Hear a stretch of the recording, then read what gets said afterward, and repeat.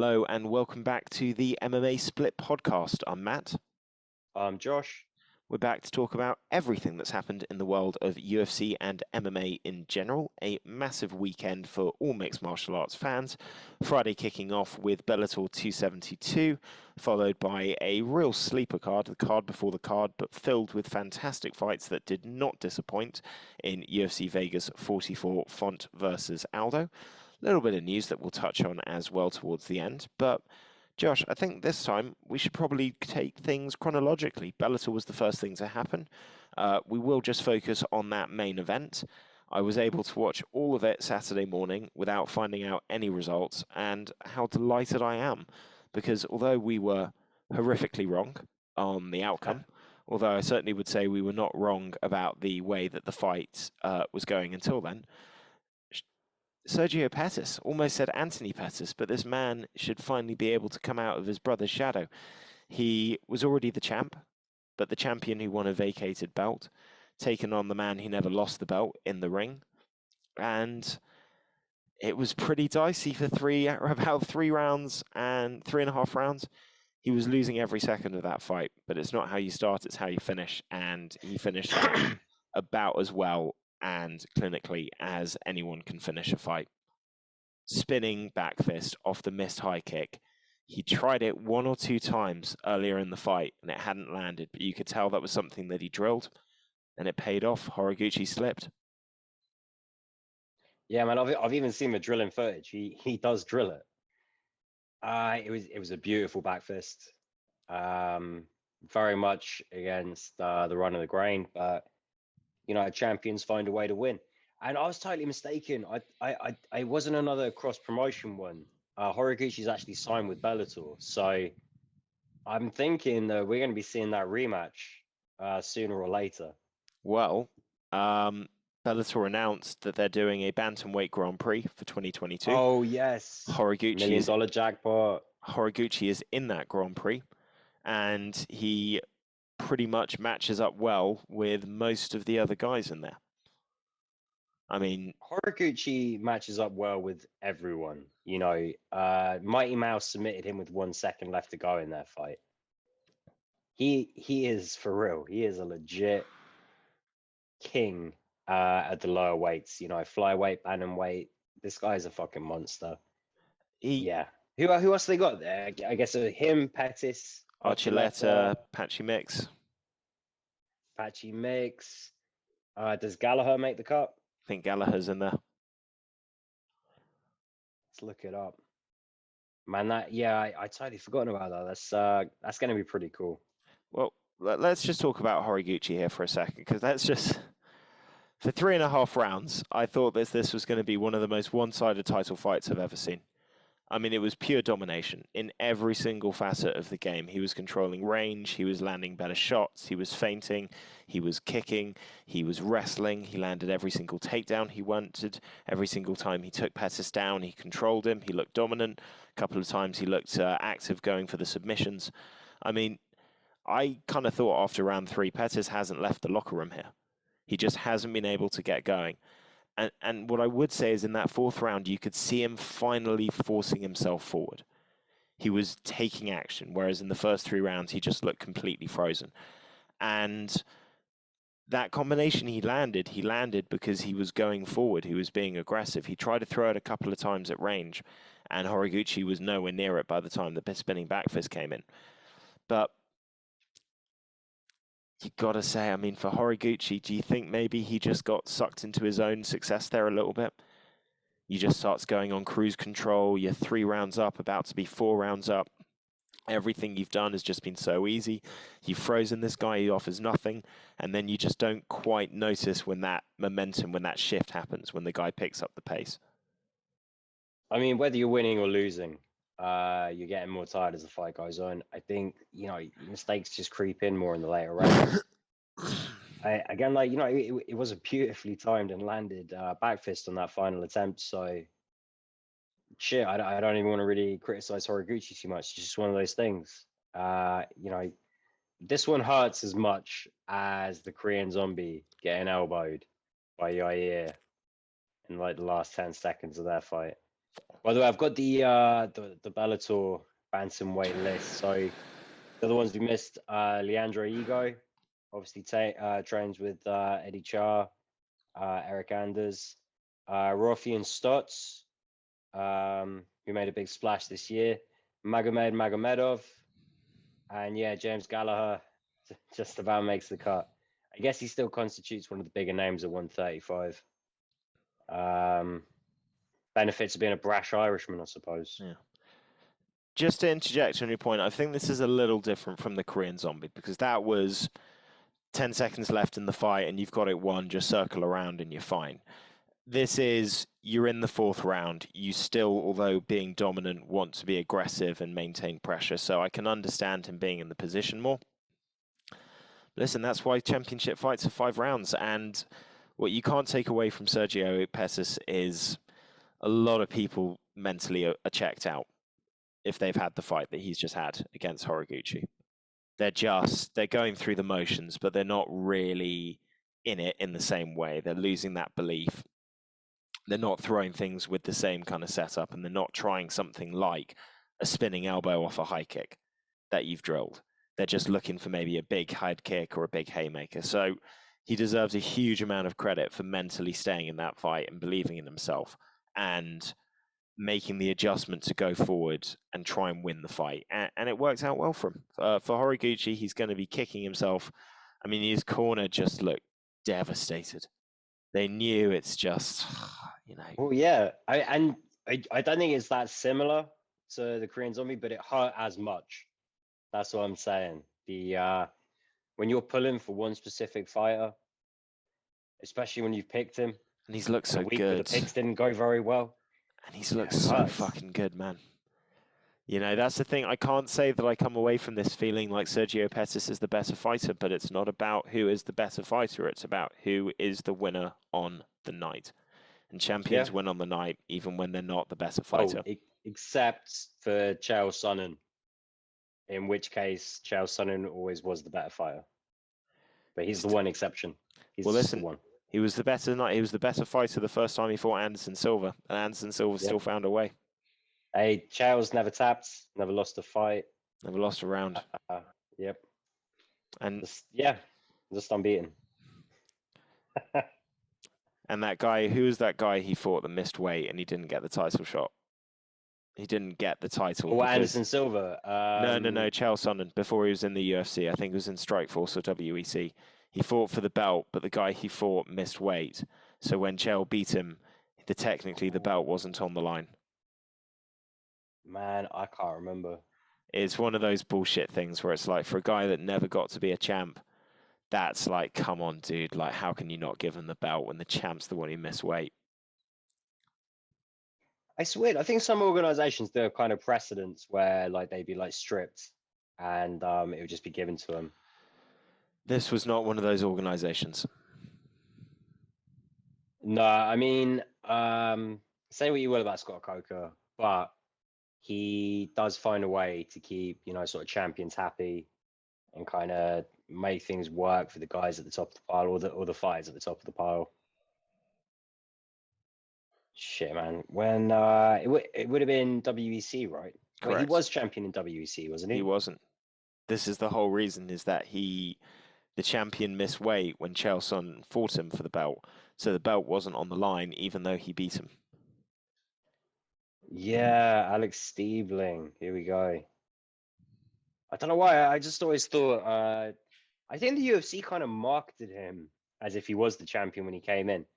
So where it was like, here, they were like, Chael Sonnen's a former champion, Carlos Condit's a former champion, Mike Brown's a former champion, Jose Aldo is a former champion. Well, Jose Aldo retained the championship into the UFC. Dominic Cruz is a former champion. Shit, who else was there? Oh, I guess Mighty Mouse, but that was still at, he wasn't a champion or anything.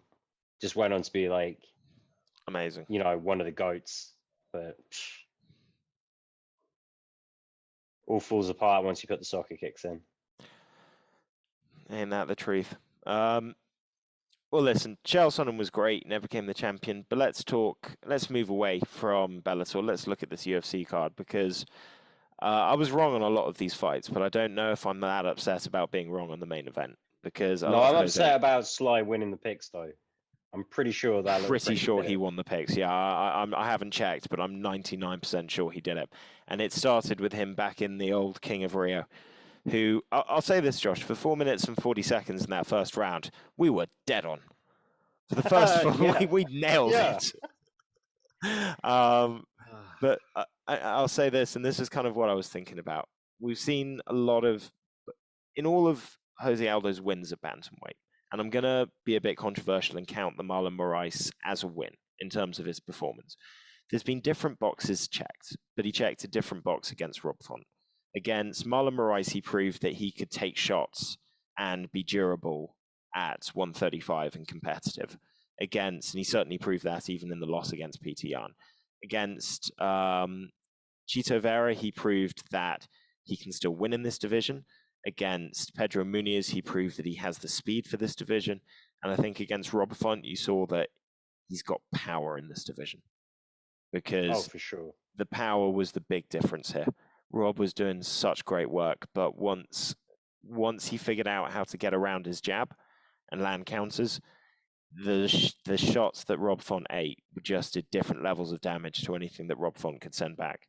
And then once he added the leg kicks in, and then once he started being able to grapple him, it was just I just felt like slowly but surely Rob was just losing more and more elements and positions in the fight, and just there were more and more ways that you could feel that Aldo was better. And then really for the last 2 rounds, he was able to make, and really for the whole fight, everything was at his pace. My fear of him not being able to do it over 5 rounds went out the window because it was at Aldo's pace. He rested when he wanted to. He fought the fight at his pace. And it was a tough night for Rob. Really tough night. Yeah, I love what he said at the end of the fight. I know I can beat this guy, but tonight was his night. Thing is that was an amazing performance from Aldo, and even more so, his cornerman. The advice they gave him in between rounds was perfect. Encouraging him to go for the low kicks more after the first round, which did really effectively compromise Font's mobility. I mean, throughout the fight, Font was landing close to 2-1 on Aldo. Font picked up 1 round on one judge's scorecard, I believe, and every other round was scored Aldo's way, and rightly so, because he was landing the more damaging shots. I don't know what else Font could have done apart from maybe continue trying to threaten the takedowns, which he gave up on after maybe like the first 2 rounds. Because he was fucking with the volume and that jab, he was dominating Aldo for that first round up until he lost the round.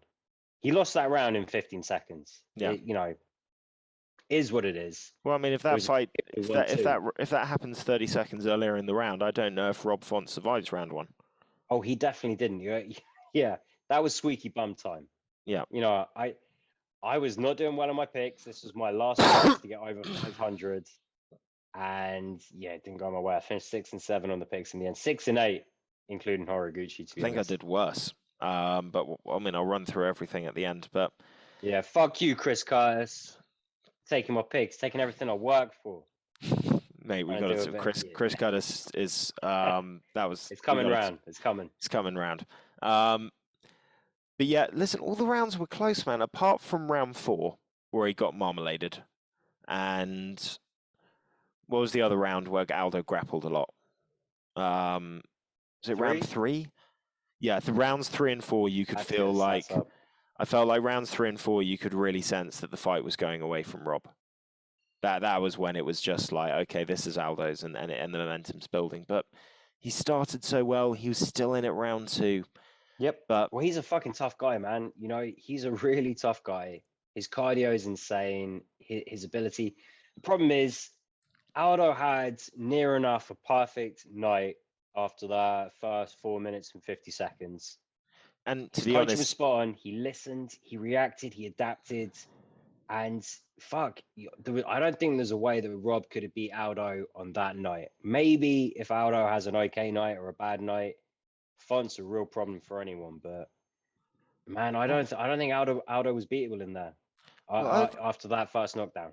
Even the first round, I kind of felt that after about 2 minutes, you felt like Aldo was just taking notes. Like in his mind, he probably thought, oh, okay, I've probably lost this round. I'm just going to try and look for my reads.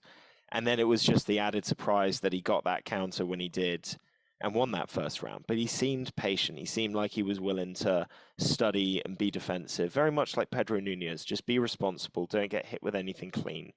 Figure out what the guy's doing. And what I would say is I think so much of Rob Font's attack is set up with the jab. And Aldo did such a good job of learning how to slip and counter the jab that once that kind of got taken away, and once the leg kick started coming in as well, Rob didn't really have a different way to set up entries. I think that's the only thing I'd say is he's just a bit too reliant on that jab, on a heavy front foot, more Well, kicks. he's a different fighter after he gets tagged. Because his jab was landing better than Aldo's, but Aldo's jab was landing so much harder. And once he kind of adapted the game plan and started chewing up the leg as well, his speed and his power was a big, big problem. I mean, Font's dealt with speed and power before. He handled Garbrandt. He really fucking handled Garbrandt.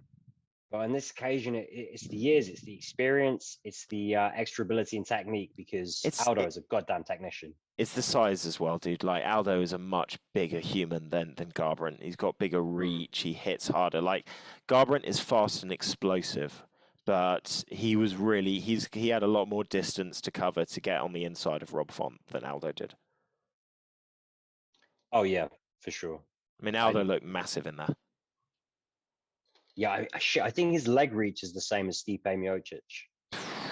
It's similar. It's close, That's crazy. And Stipe's a little stumpy, in terms of like he's all torso, he's got shorter legs, but still, like a dude that's like fucking 6'5" and a dude that's 5'9" having similar leg lengths.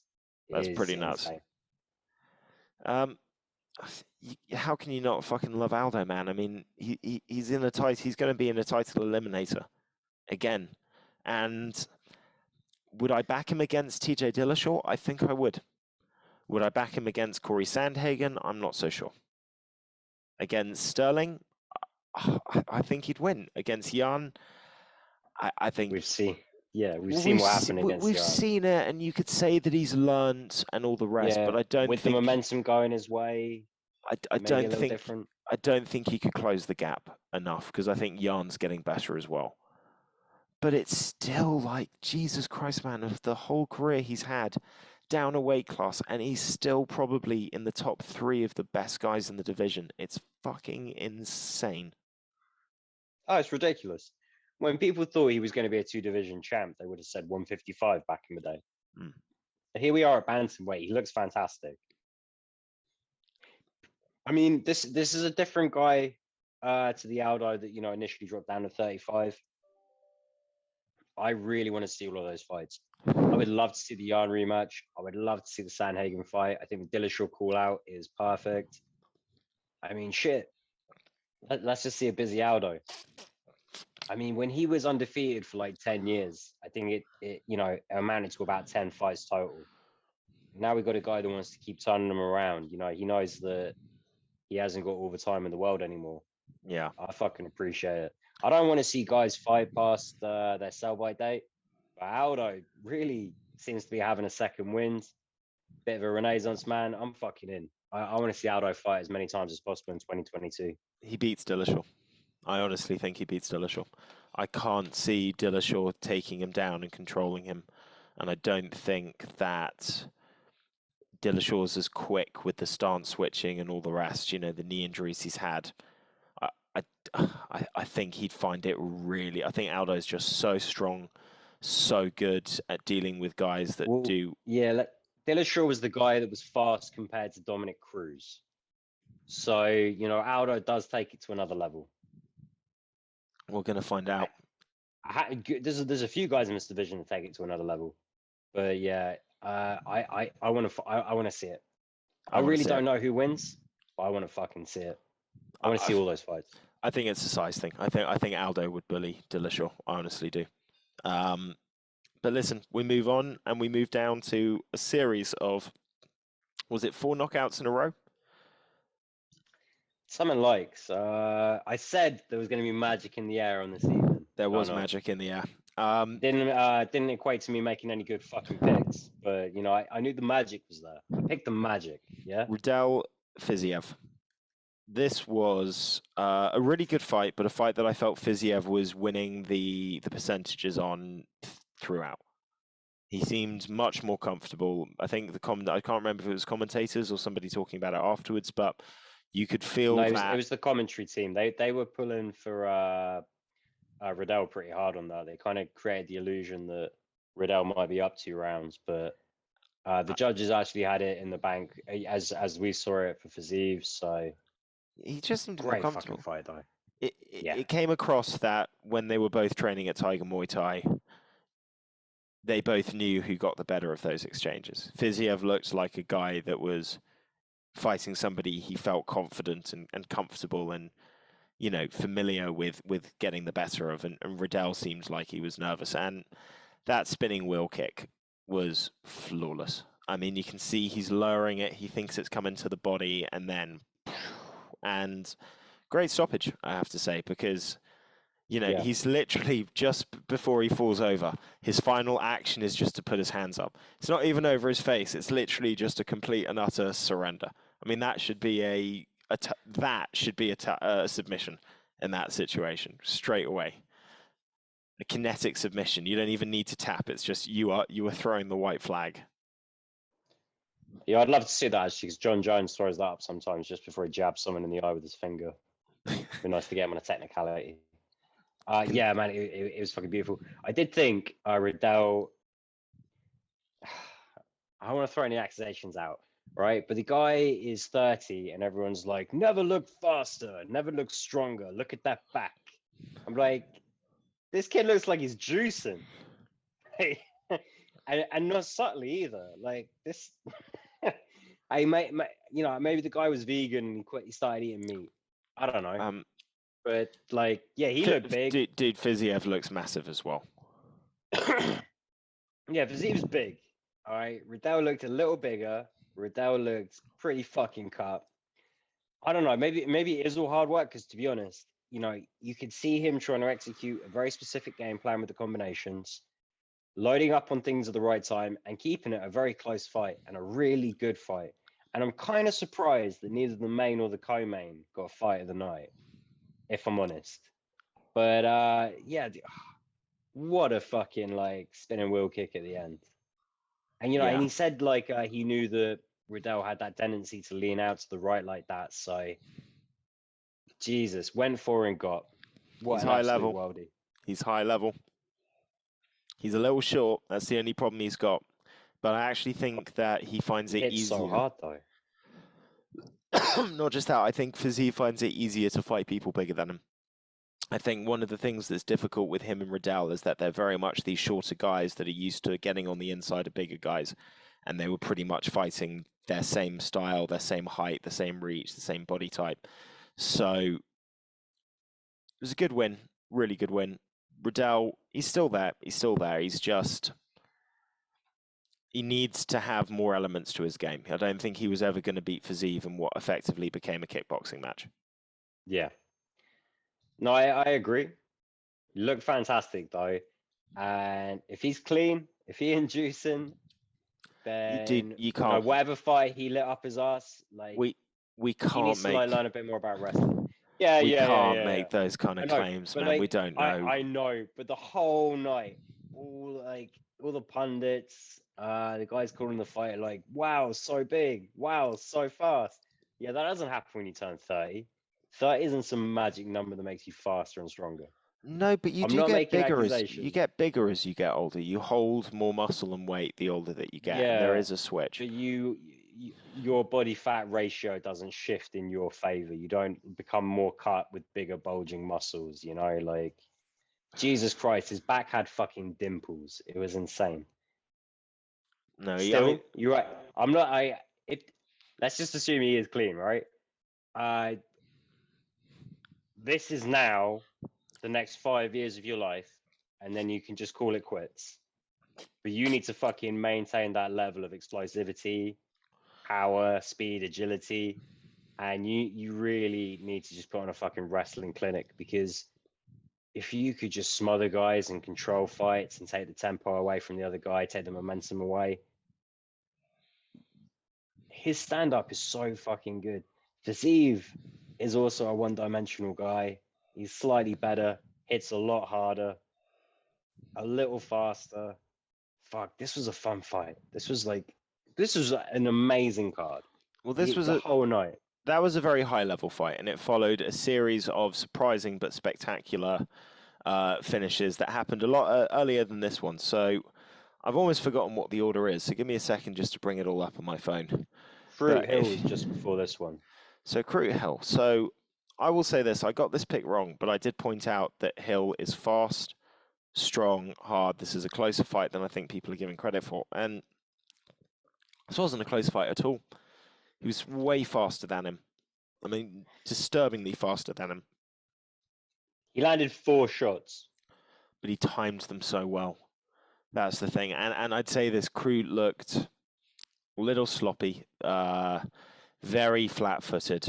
And not so much the first knockdown, because it happens, you're off balance. You know, that's more of just sort of you're off balance and got knocked down. You know, you recollect yourself.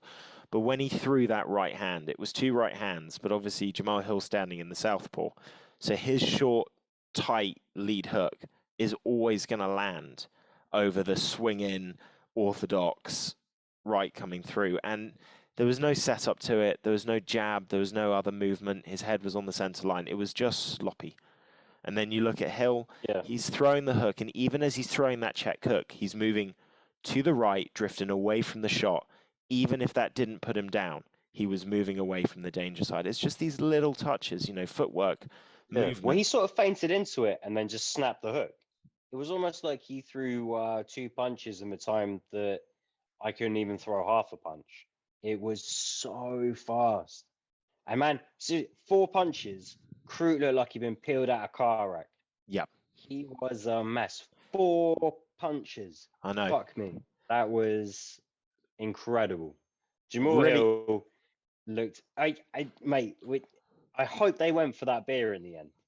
I think they did, man. And I'll tell you what, you can tell that Jamal Hill's a real fucking top competitor as well, because straight away he allows himself one celebration and then he's right over to Jimmy Crute, making sure he's all right. Like, there was a lot of respect throughout this card. Like, everybody. What did he say to the doctor before he went over? I want to check my brother's okay. Yeah. Like, yeah, man. I really like Jamal Hill.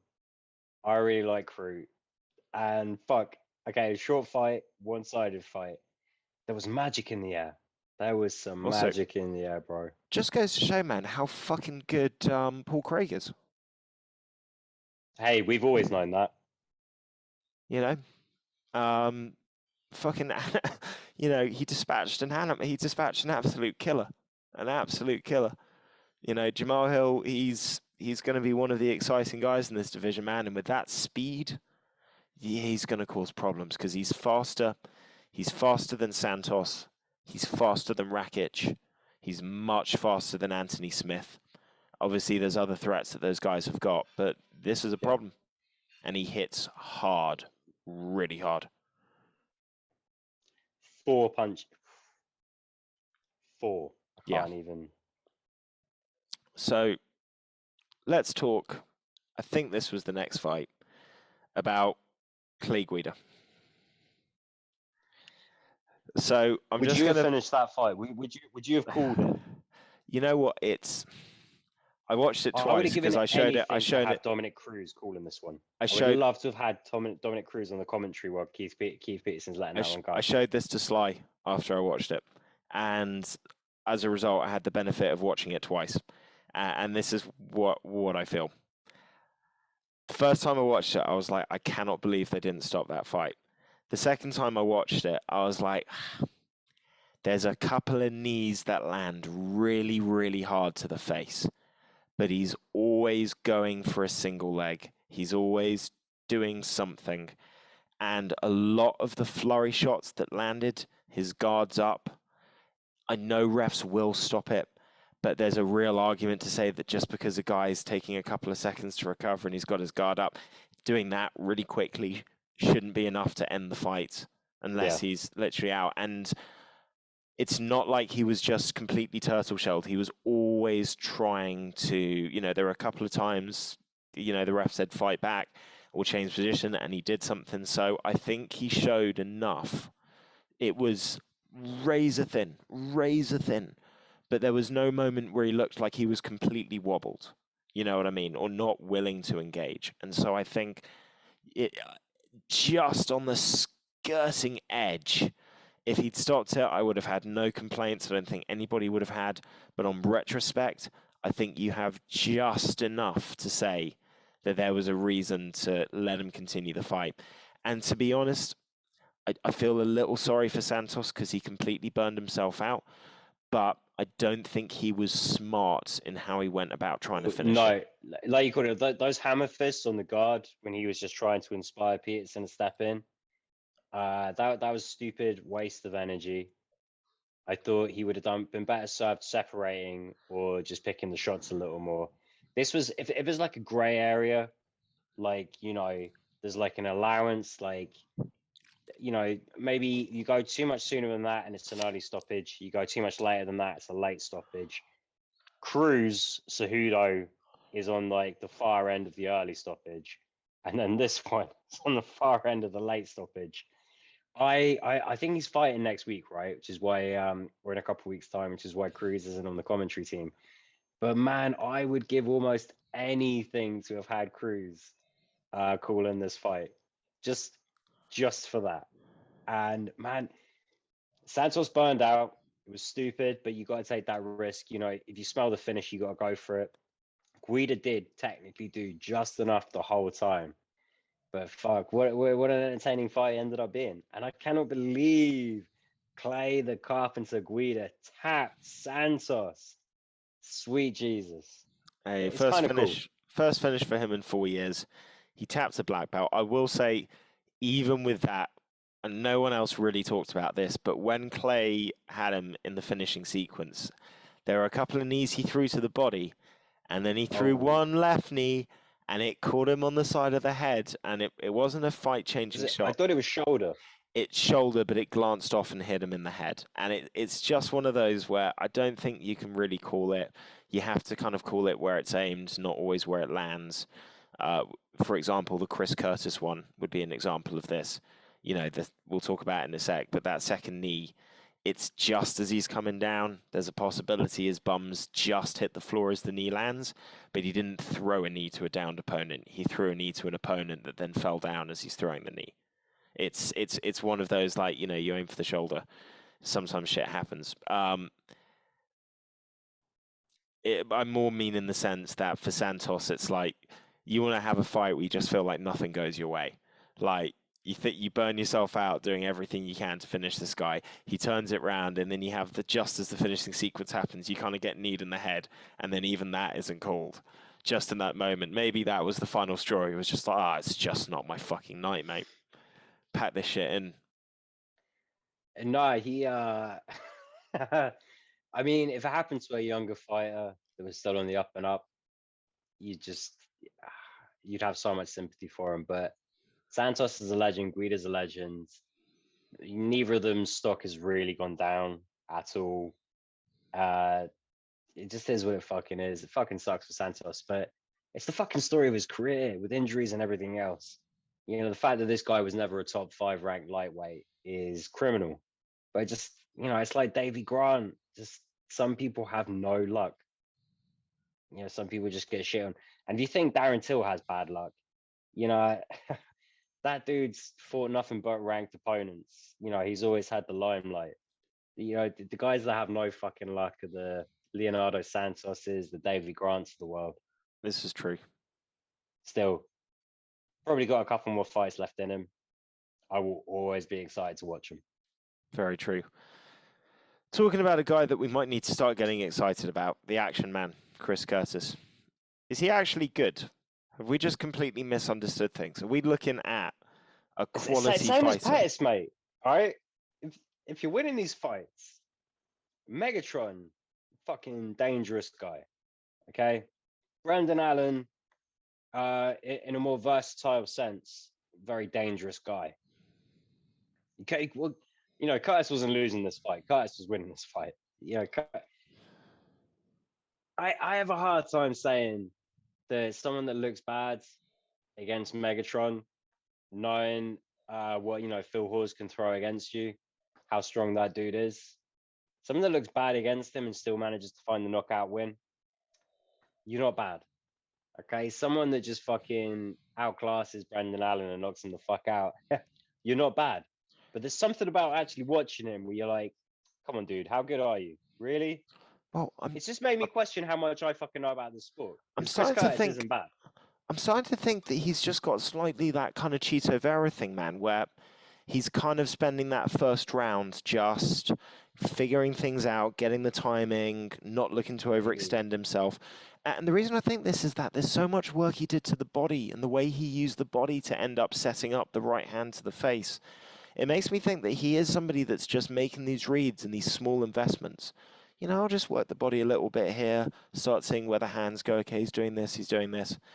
And he's won 6 fights this year, man. Not all in the Yeah. UFC, but 4 previous to the UFC, 2 in the UFC, last 2 by knockout, 2 performance bonuses, surely. And it's like, at what point do you have to say it's like, you know, he's an experienced fighter. He doesn't necessarily have that, anything that looks absolutely outstanding, but he's smart. He seems to be fighting with a decent IQ. He's making reads and learning.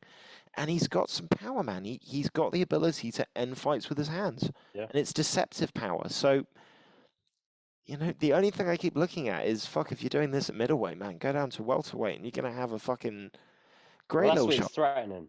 That is what he's threatening. I think welterweight might be stylistically harder for him right now than middleweight. But like fuck it, bounce around. All failing else, just straight up fight tweeners. Hamzat Chimaev is always looking for a fight. But yeah, this guy seems to run on savvy alone. It's crazy. Heavy hands and a bit of or savvy hands and a bit of heavy hands, and he's got a winning formula. He's not beating fucking average guys, dude, or even lower, like Phil Hawes and No, Brendan Allen. Phil Hawes. These are 2 guys that we're looking at as like future guys in that top 10. And you know, we started taking Sean Strickland more seriously at middleweight after he knocked out Brandon Allen. Brandon Allen has a win over Kevin Holland. This guy is fucking good. So Tap Dorcas. It makes me very excited to think what Chris Curtis could do. And you know what? I like the guy. He's likable. He's real. You know, he had $10 in his bank account before his first UFC fight, and look at him now. Yeah, the guy merits watching closely because I genuinely think that I'm having to relearn some of what I thought I knew about the sport. The guy is good. He doesn't kind of look good. The guy's good. And I was kind of surprised when I brought up the stat line, just how badly he beat Brendan Allen. But, beat him, he did. It was fucking impressive. Middleweight is a weird division for kind of resurgent old guys. Second week in a row, I'm going to evoke his name. Dan Kelly had a fucking tear. Bisping won the belt at like 100 years old. Defended it against Dan Henderson, who was 200 years old. Shit. It's not about middleweight. Just the higher up in weights you get, the more power becomes a factor. Power's the last thing that goes when you're older. Speed is less of a factor. And so that wisdom, that experience, that knowledge, that understanding, all of that comes into play a lot more. Whereas, the speed differences tend to be greater though. So like a slow guy at featherweight is not as slow as the fast guy at featherweight compared to like in middleweight. You look at the slowest middleweights, it's when you really start to get plodders as well. And this is Curtis. He is not fast, but his experience, his know-how, his self-belief, all of that veteran savvy is translated into 2 great fucking knockouts in the UFC. But you're exactly right. Power's the last thing to go. Fuck me, middleweight's just fun sometimes. It always has been. I mean, apart from it wasn't not fun when it was Silva, but it was kind of predictable. Ever since Anderson Silva, broke his leg against Weidman, This division has just been a fun fucking carousel of weird, interesting, insane champs. And there is no way Chris Curtis is good enough to beat the top 5. I keep picking against the guy and I keep getting fucking embarrassed. So who knows? Well, I don't think he's got the body type once it gets up to that real top of the division. I think you're right about that. And I do think middleweight now has a champ that might end up being the new dominant reign. I mean, he's already got, what, 1, 2, 3... Is it 3 or 4 title defenses? He's got Vittori, Vittori, Costa. Oh, 3. Oh wait, yeah, Whitaker was to unify. So yeah. And then Romero as well was his first defense. Yeah. You know, once he gets like 4 or 5, that's when you start saying, okay, this is the new fucking guy. You know, the dominant guy after Anderson Silva.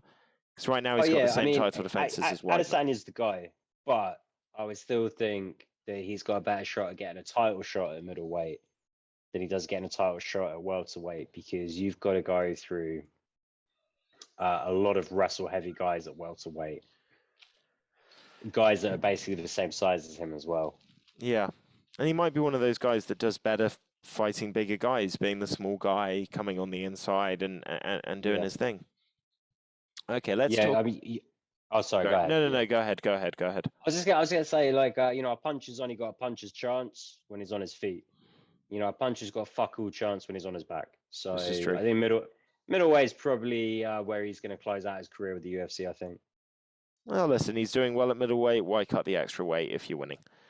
Final fight on the main card, we had Alex Morono taking on Mickey Gall. This was a closer fight than I think we thought it was going to be. I definitely think Mickey Gall's improving. And he obviously had, you know, I think the size of him made it a little tricky for Alex Morono to figure out what he wanted to do, but pretty comfortable win in the end, really. Yeah, I mean, it's just another one of those, like, Morono wins where he wins, he looks beatable, but he wins. The guy's not the most fluid on the feet. Gall does look much better in a stand-up game, but you know, Morono has scalped some big names. He's still not exactly a sophisticated fighter on the feet. No, he beats what you put in front of him, and quite often he looks like he fights to the level of the guy that he's fighting. I think that's fair, yeah. That's pretty bang on. Just seems a bit fucking short for welterweight, to be honest. Like, for a guy that's not particularly wrestle heavy, it just always looks like he's kind of struggling to, you know, to deal with reach and height. Yeah, I mean, there's no 165, so what's he going to do? Morono is one of those guys, though. I don't think he's fighting. I mean, on this occasion, with his dad in attendance, the last fight that his dad's going to be able to get to live, you know, he definitely wanted to win the fight. But usually when you see Morono in there, I don't see a guy that necessarily wants to win a fight. I see a guy that wants to have a fight. Yeah. He doesn't really give a fuck. I love that about him. Yeah. Fuck. I mean, you know, Morono, I wouldn't be surprised to see him move up to middleweight. Or even, we never talked about it. Do you hear about James Krause kind of semi-retiring? No, but it's not the biggest surprise, man. He just hasn't got time for this shit anymore. Exactly, yeah. So he's willing to take short notice fights when people drop out at welterweight and middleweight. And shit, sign me up. I mean, this is the dude that wasn't satisfied with going through the Ultimate Fighter once, even though he was signed to the UFC, went through the Ultimate Fighter a second time. James Krause is just a different breed. Well, to be honest, I think Alex Morono has an element of that to him, because I don't think he's the head coach, but he's he does a lot of coaching at his gym. He's one of the senior people. You know, he's often talking about, you know, after his last fight that he's now got to shoot off to do coach a guy in a wrestling tournament and all the rest. So I think he's in that same vein. Like, it's not foot quite out the door. He's still fully involved in MMA, but more and more he's transitioning into coaching. And I think as a result, his career isn't necessarily, I want to be the champ. It seems to be, okay, let's work on some stuff and do my thing and be disciplined and, you know, that kind of stuff, rather than let's go out and show the world what I'm about. And Yeah. listen, I've got nothing but time for those guys. You know, show up, give you a great fight, technically do all the right things, even if they maybe haven't got a few physical or technical specialities or gifts at the highest level, and have the right attitude every time. It's what the sport's kind of built on those lower ranked fights. Oh, for sure. For sure. Okay, on to the prelims. They certainly got better as the night went on, though there were some great finishes early. Let's talk about Dusko Todorovic, because I kind of shat all over this guy. Pretty much gave up on him. And slightly hoisted up Maki Pitolo, maybe a little higher than was deserved, because... No, hang on. No. I think that he was right to pull guard. Even Todorovic said he had that guillotine in good. All right. It's not a bad MMA plan, but unfortunately, Todorovic is a better grappler and was very confident he was going to get out of that. And Maki Pitolo had just put himself on his back. And enter finishing sequence. It was just a bad move. It was unfortunate. But no, Maki Pitolo, I really, really fucking hope he gets one more shot because he should not be cut yet. Maki Pitolo is as good as we think he is. I hope he's not cut. I don't think they would cut him. They need people at middleweight. I think so much of these cuts depends on how much they're paying a guy and what division they're fighting at. If it's a division where they've got nothing but good contenders coming through, yeah, they might cut him. If it's Pitolo, he won't be on the biggest wage. He's not eating up that much of the Contender bank. Series era contract. Yeah, and middleweight, they have middleweights coming through, but it's not like we're looking at middleweight going, oh, we've got 6 guys that just retired or are about to retire that we need to stack up. You know, it's becoming a younger and younger division again. You don't see... I know Luke Rockhold's still around and Chris Weidman's still around, but you're not really seeing them feature in that top rank anymore. You know, you've got guys like Strickland, Costa, Vittori. You know, none of these guys are old.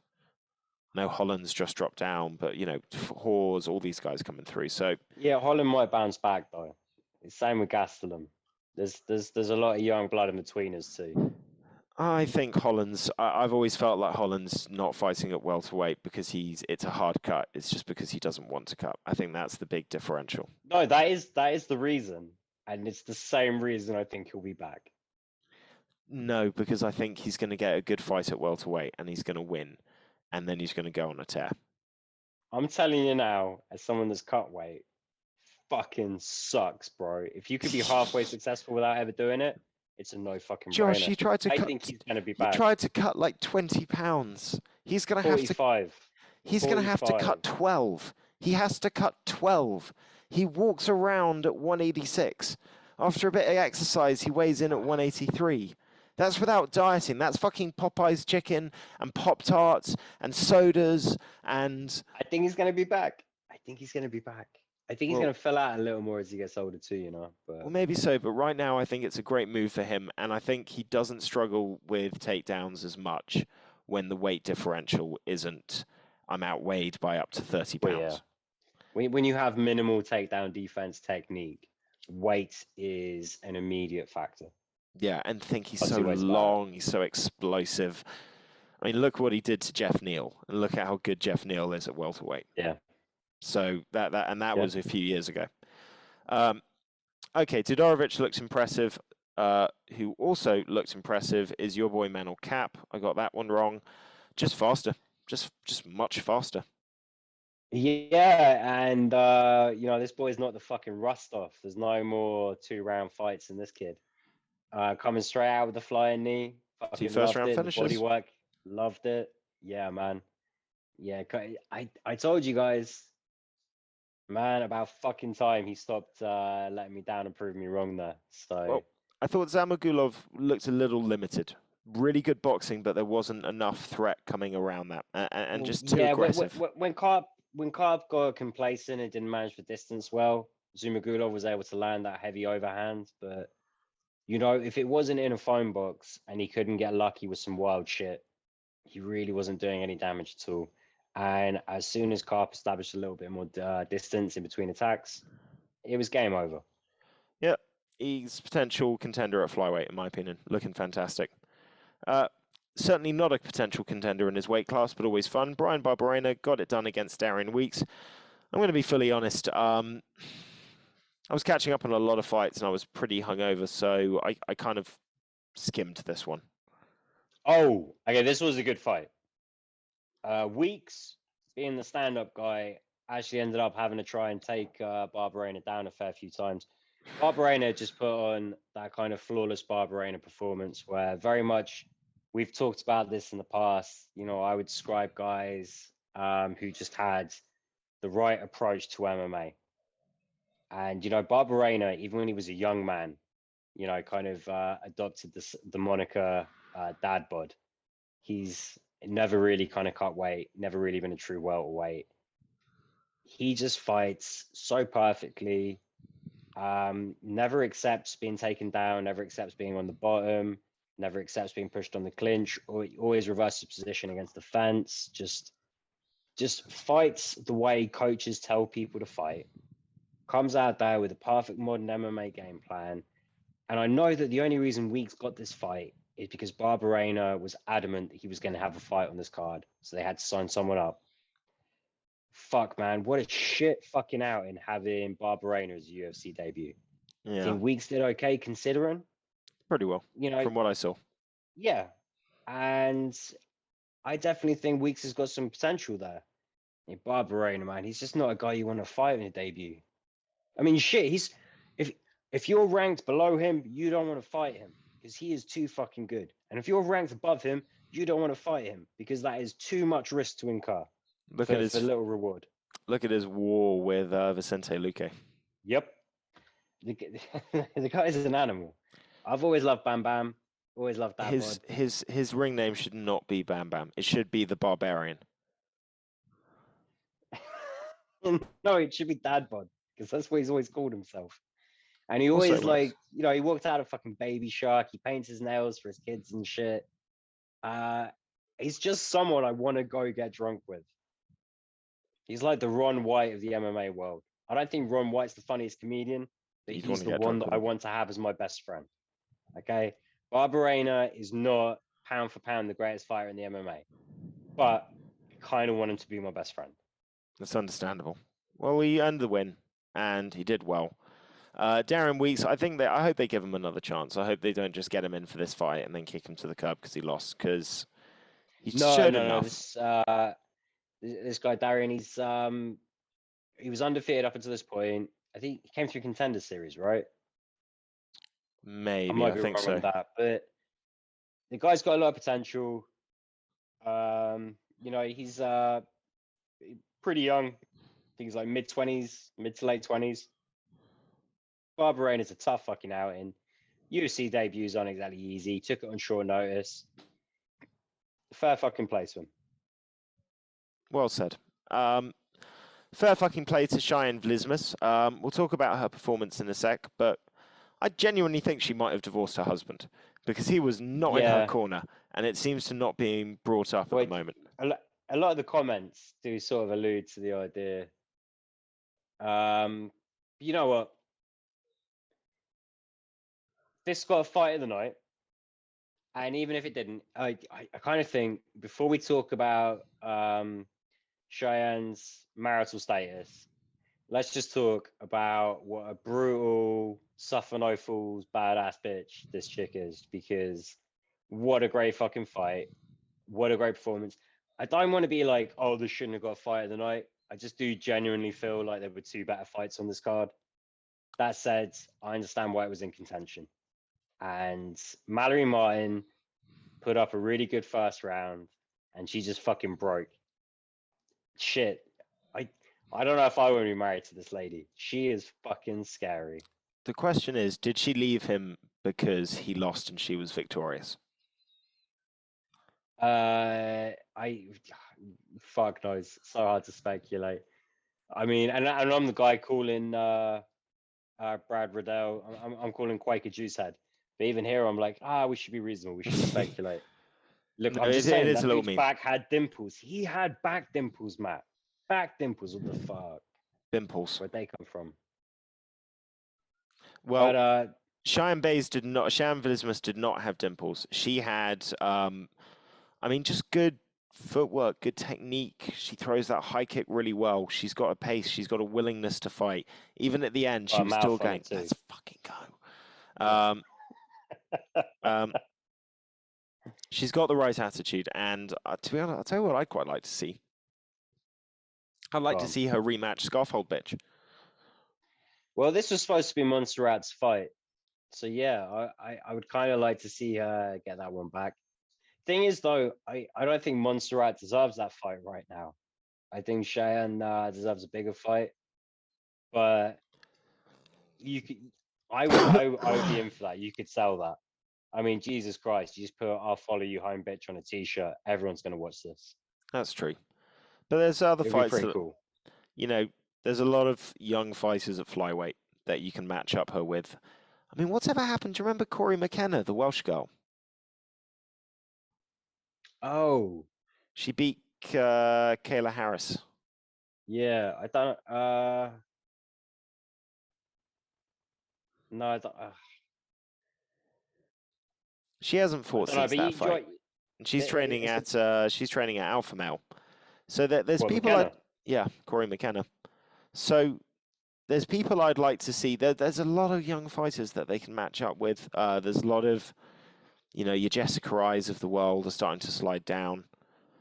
I swear, obviously you got Casey now. There's a lot of young people in that division. She's another exciting one. And an exciting striker. There's a lot of grapplers coming through. It's nice to see a striker at flyweight.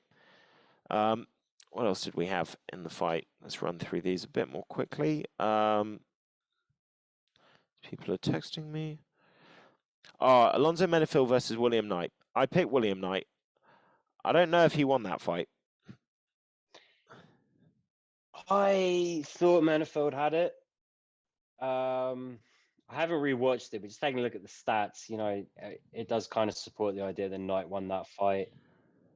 Truthfully, it kind of does feel like it was a clear round one to Knight, round two to Curtis, round three to Knight. It felt kind of close. It wasn't as good as I thought it would be, but with these two guys, seeing them kind of adopt more of a Phil Hawes kind of model of being like that power puncher that just kind of slows down, paces themselves, and learns how to really fight. I know this was technically very sloppy. They were throwing a lot of wild haymakers when they did throw, which wasn't super often. I kind of felt on some level both guys lost the fight. William Knight will move forward. MMA fans, as all sporting fans are, we're a fickle crowd. Everyone will forget that it was even halfway close. I think both men need to rebound from this performance, though. Yeah, I agree with that. So I'm just doing a quick count to see where I think Sly's picks ended up. We don't need to do it. He definitely won, so we don't need I'm to not so officially sure, acknowledge man, it. because he missed a couple of picks. Did he miss 7? Wait, 8 Well, if we include Horiguchi. no, as in he didn't Wait, enter. we all went Horiguchi, didn't we? He missed a couple of names off the pick list. Oh, well, that lazy little bitch just shot himself in the foot. Potentially. Now the sign to play. Claudio Puelles, I got this one wrong as well. Really just is better than Gruchmacher, just faster. I don't know. I really think he that body kick he landed in the first, I think he really caught Groots on the fucking liver, because he did not look good in his face. I mean, he did not fight well for the rest of that round. And then, frankly, every time I went to the body after that, it was paying dividends. So, Puelles, yeah, he is a bit better than Chris, but I think Chris just toughed it out through one hell of a fucking liver kick, and inevitably just got tapped late on in the third. Yeah. And to round things up, also got this one wrong. Vince Morales just smoked Schmolka. Smoker. He smoked Schmolka. I've just got John Candy in my head now. I'm replacing Poker King with Smoker King from Home Alone. You know the smoker? The lounge room smoker? No? Okay. Yeah, he's just fucking caught him with the overhand, though. That's a shame. Fun fight, though. I think Morales has the more exciting future. You know, he's the prospect here. Smoker's definitely the vet on the out. Not a journeyman, high level fighter, but shit. Vince Morales. Let's see what happens next. And that was the card. So in terms of picks, how many did you get correct? 6. Okay, I got 5, so you've beaten me at least. But this is where I get confused with Sly's picks. So I'm looking at this. So he had Smolka KO. He got that one wrong. Yeah.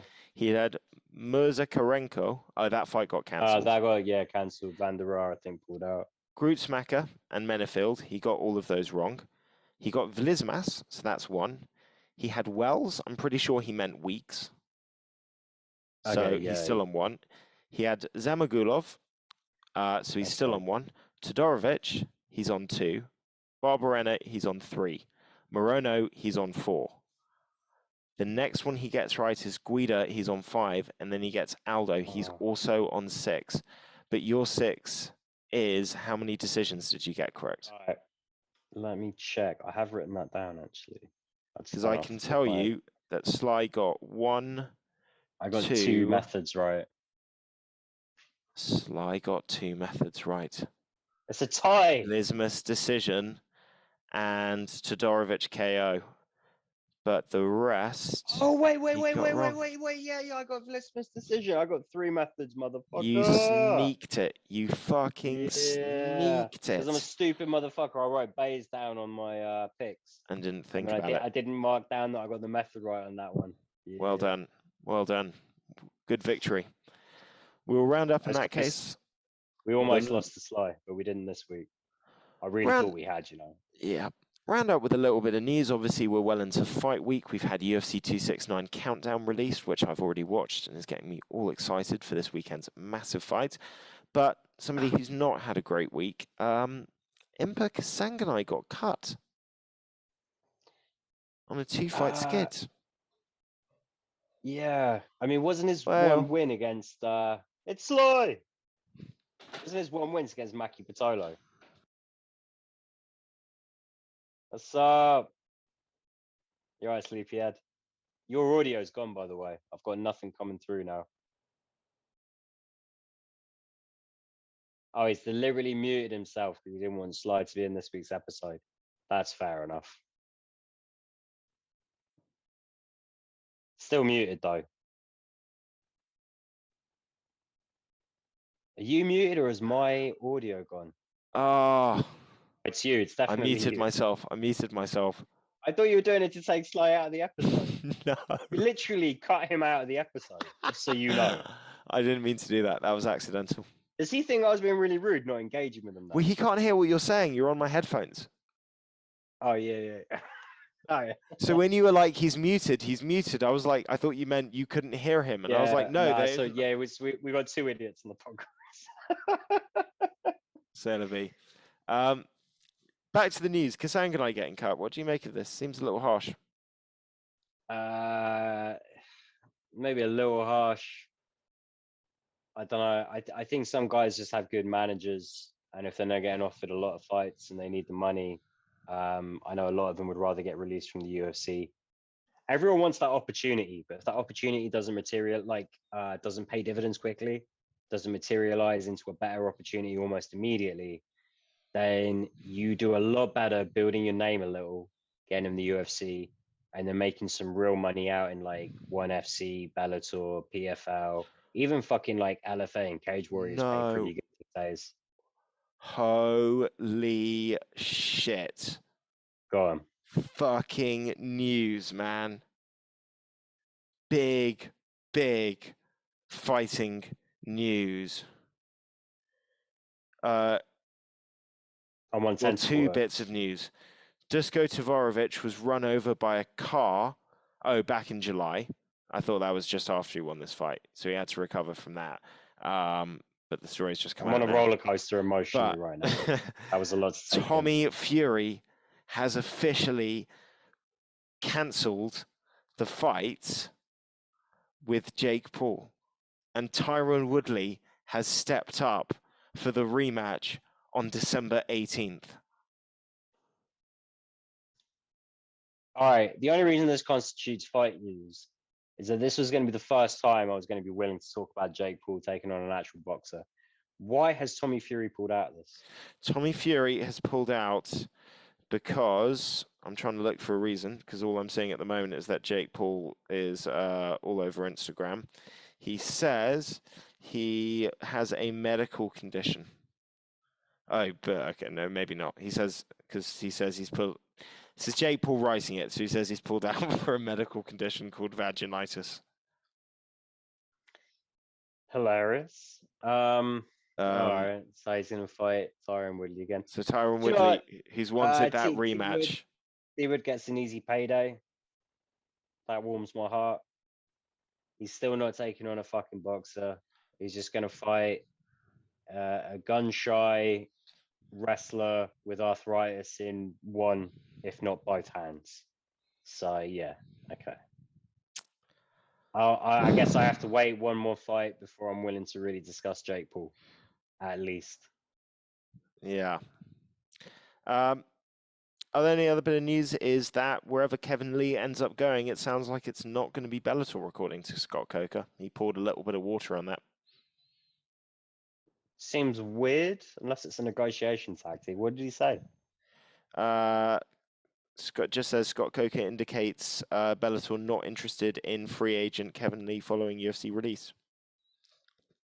Scott Coker, we only have so many slots right now. We're really happy with our roster. Okay, that sounds more like negotiation stuff. Yeah, because do you even know what weight class you're signing him for before you talk to him?